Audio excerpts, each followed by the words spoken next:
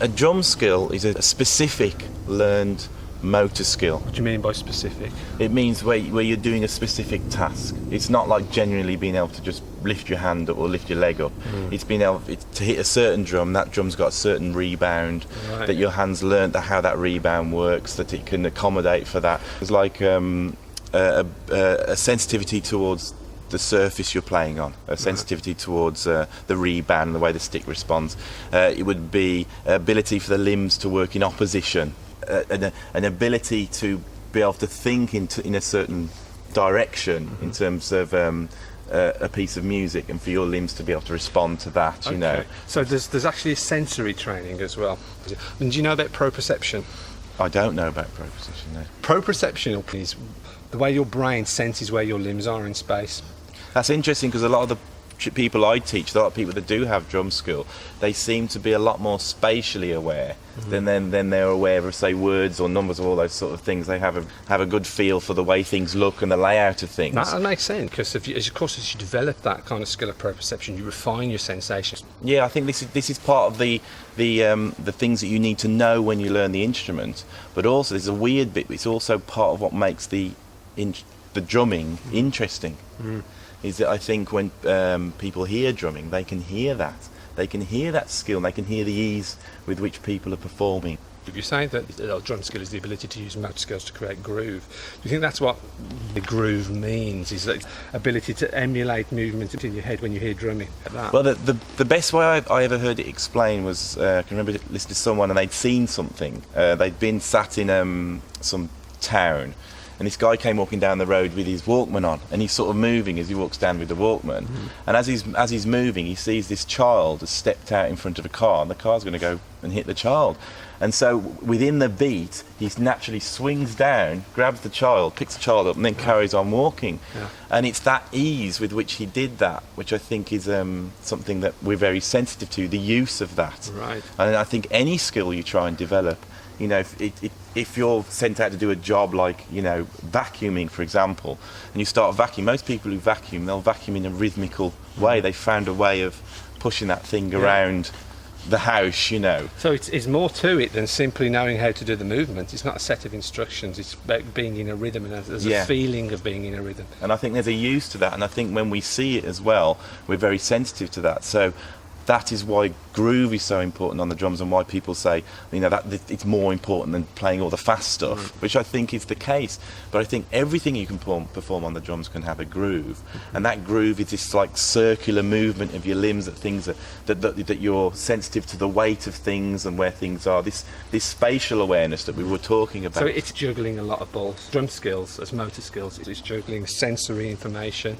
It's juggling feedback from your limbs, and it's juggling other themes as well. And I think the thing for me is to say there's bits in the brain that are designed to do this, that can do this quite happily. And part of the thing of practicing and developing these skills is to develop the brain where those bits do that. One of the things that I would say if I was watching this video is that at the beginning of the video I went through all these different drum techniques, and there was a quality thing to it. I was saying, if you want to play this well, you need to do this. It needs to be good. And then we've now talked about what the skills that make a drummer, and it's to be a good musician, a good drummer. And that word "good" is a difficult word, because how do we know what's good? Isn't surely good's just what somebody likes, and beauty's in the eye of the beholder, and it changes from person to person. One of the things I've been aware of learning the drums is that a lot of people come in and they think they're not going to be able to learn a certain skill because somehow they're different to everybody else. And my theory has always been, well, we're human beings the same, our brains the same, our hands work the same set of muscles, so it's the same from person to person. So surely our definition of good is the same. In our definitions, we talked of something being good when it's good at its job. You could rephrase it as, what kind of job applies to all drummers, regardless of their own subjective beliefs? What are the facts, if any, that apply to all people who are drumming, and therefore provide a universal definition of virtue? So people say, yeah, but it might just be your subjective idea. How do you give it purchase beyond your own tastes? And I think a way that you can at least approach that, not uncontroversially, is to say, yeah, there are certain facts about this. There are certain facts about being a musician and being a drummer, which apply regardless of your own personal view of it.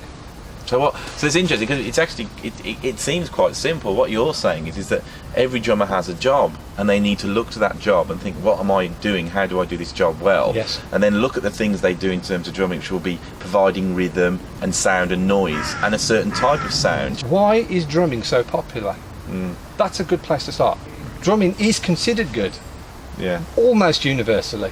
Most cultures have some rhythm section in their music. Drumming is considered good. That suggests that there's something about rhythm in human beings that isn't local, particular, conventional. Drumming talks to something that's very much a part of what it is to be a human, essential almost to be a human, in that being human is enough to guarantee that you have some interest in rhythm, just like you being human is enough to guarantee that you have some interest in stories and storytelling and myths and things that make you listen and contemplate by the campfire at night. Yeah. Well, that's very interesting, because I think when you're practicing an instrument, a lot of the time you're trying to get the thing you're doing as perfect as you can. You're trying to get beats as in the right place. You're trying to get your time to be right, to be sat in the best way you can.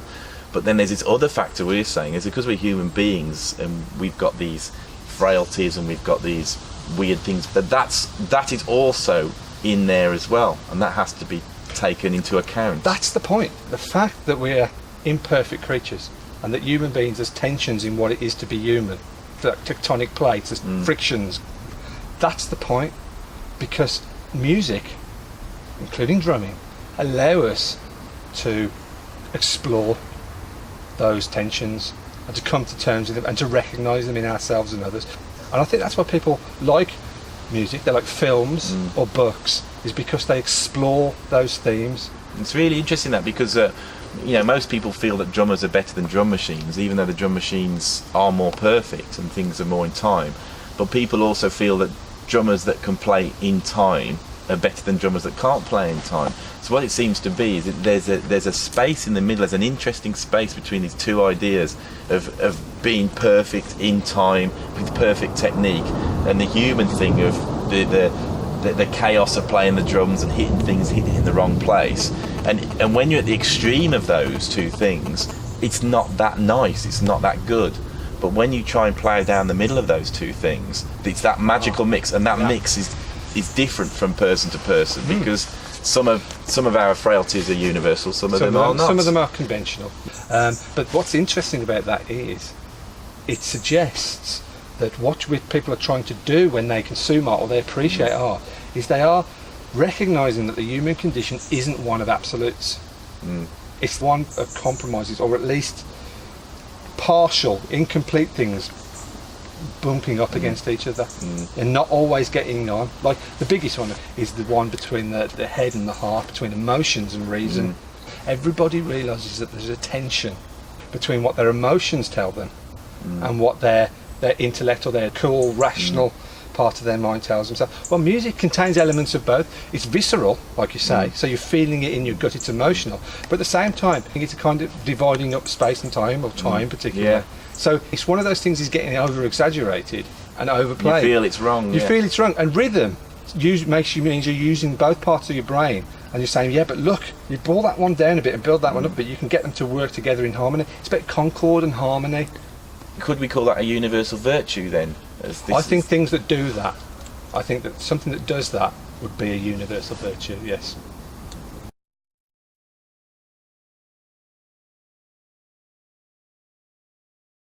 So, we've got our three premises. You need to be a good musician in order to be a good drummer. That was the first premise. Yeah. The second premise was that you also need to have some drum skill in order to be a good drummer. The third premise is you can be a good musician without having drum skill. Okay, so if those three premises are true, then it follows that You could be an amazingly skillful drummer with all the technique humanly possible, but you could still be a poor drummer because you haven't got the artistic musical skills. But the thing is if this is the case, if you're arguing this, that drum skill isn't necessary to be a good drummer, we're arguing because there's an idea that it is. And I think there's a lot of people who believe that if you have skill, it makes you a good drummer. What do you think the consequences have been in this thing in drumming where skill is the measure of what is good? We've had this situation where people believe that there's a set path to take, because it's very easy to prescribe a set way of achieving the pinnacle when you believe that there's a formula involved.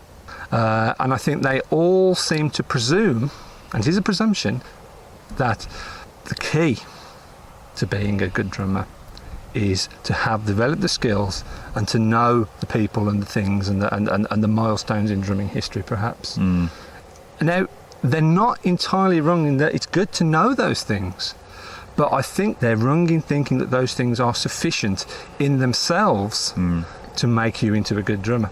It's not enough just to know what everything is. That's not sufficient. It's necessary. I think if you don't learn those things, you're not doing it properly. But just because you are doing those things doesn't mean you are doing it properly. And I think you can see this in the programs on computer that will put you in time, because there's this idea that drummer that is skillful plays in time. Now, I'm not discounting that at all. I think that we try to play as in time as we can, but we're human, so we don't. But then when you start inventing programs that will put you in time, and then on top of that you always use those programs because you believe that the drumming will be better. I think there's a danger here where you can skew off what drumming's about and what makes drumming good. If the argument we've made here is cogent, then that will give people pause for thought. Perhaps there comes a point when you develop your skill in an art form of diminishing return. To begin with, it's really worth putting in the effort to learn the skills, because the acquisition of the skills will get you a long way.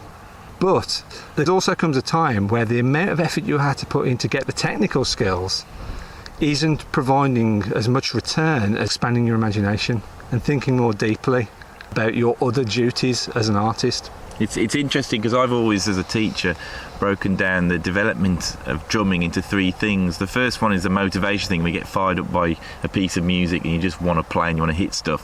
And then you go into a phase where it's all about motor skill. It's all about being fast, playing loud, having a good drum kit, that your equipment being all good. And hopefully with this DVD, I'm saying it is about that and you need to work on those. But there's another point where you have to put that away. And hopefully at this point, some of the people who are watching this have thought, maybe I need to not do this.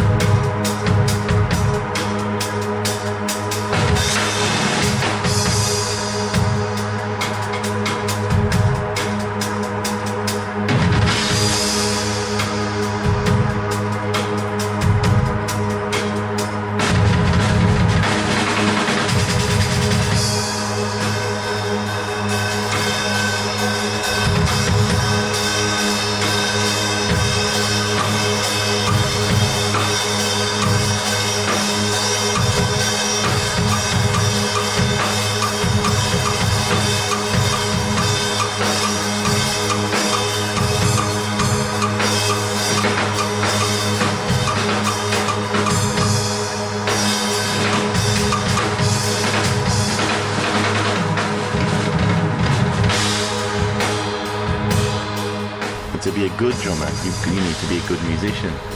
And to be a good musician requires other skills as well, which aren't necessarily contained with having lots of drum skill and owning a nice set of drums.